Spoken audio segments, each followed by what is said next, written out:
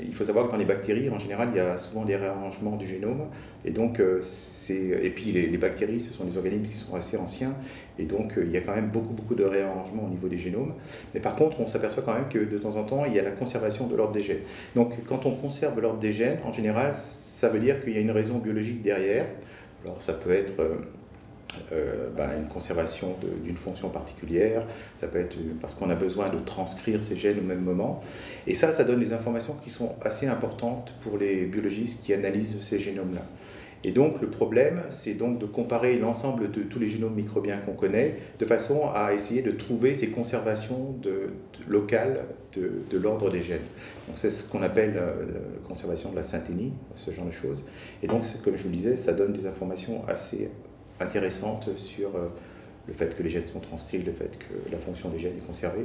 Et donc, c'est des informations qui sont importantes pour les gens qui analysent les données de nouveaux génomes. Et donc ça demande à comparer l'ensemble de tous les génomes microbiens qui sont connus. Alors les génomes microbiens, c'est pas énorme, ça fait quelque chose comme, disons, 5 à au maximum 7 ou 8 millions de paires de bases, donc c'est petit par rapport au génome humain qui fait 3 milliards de paires de bases. Mais néanmoins, là on en connaît maintenant plus de 2500, donc il faut faire les comparaisons de tous les gènes de ces 2500 génomes, en sachant qu'en moyenne, dans une bactérie, c'est quelque chose qui est très codant, c'est-à-dire qu'on estime qu'il y a en gros un gène par millier de paires de bases. Donc, vous pouvez avoir dans un gène qui fait 5 millions de paires de bases, vous pouvez avoir de l'ordre de 4500 gènes, quelque chose comme ça.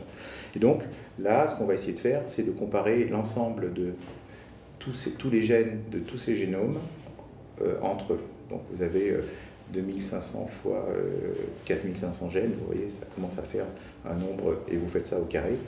Et donc ça, c'est des choses qui sont très coûteuses en calcul. Et donc voilà, on s'appuie sur eBioton de façon à pouvoir faire ces calculs. On a en local une petite machine, mais on n'y arrivait pas, donc ça faisait des mois que ça traînait. Donc là, on s'est dit qu'il fallait profiter de cette occasion-là pour avoir une machine puissante et puis essayer de faire ça en une fois.